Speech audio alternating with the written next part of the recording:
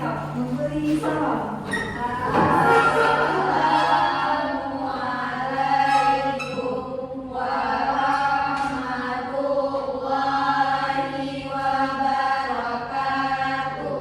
Waalaikumsalam warahmatullahi wabarakatuh. Duduklah.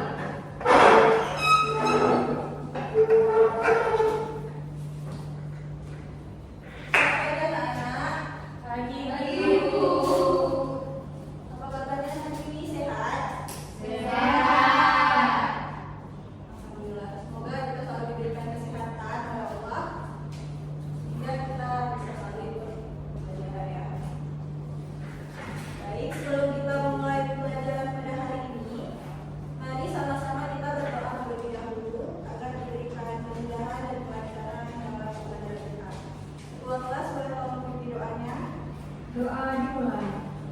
Bismillahirrahmanirrahim. Rabbi shrah sadri wa yassir li amri wahlul 'uqdatam min lisani yafqahul qawli. Amin. Ibu absen dulu ya. Siapa yang tidak hadir hari ini? Kenapa mereka? Sakit. Kita doakan semoga yang sedang sakit segera diberikan kesembuhan sehingga bisa kembali beraktivitas seperti biasanya. Amin. Sebelum kita masuk ke dalam materi kita pada hari ini, Ibu mau tanya dulu nih, siapa yang masih ingat dengan materi kita minggu lalu?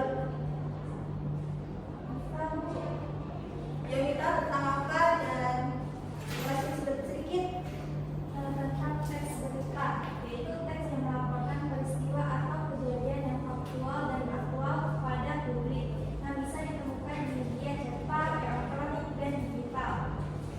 benar sekali.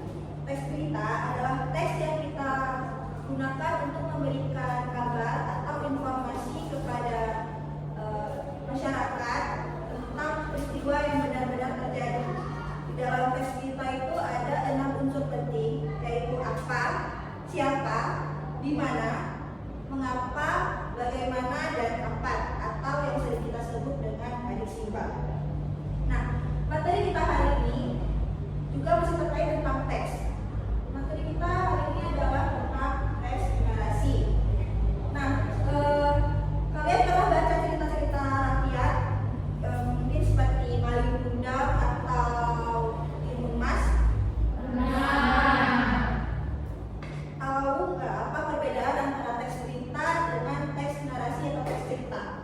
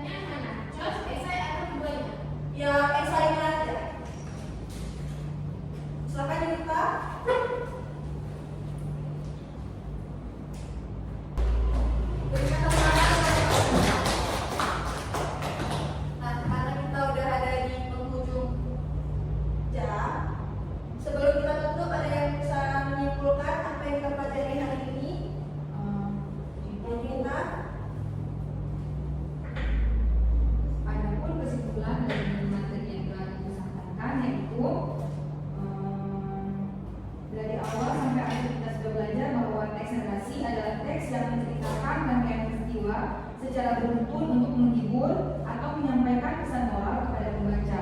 Struktur teks narasi terdiri dari orientasi, komunikasi, dan ekspresi. Sedangkan unsur-unsurnya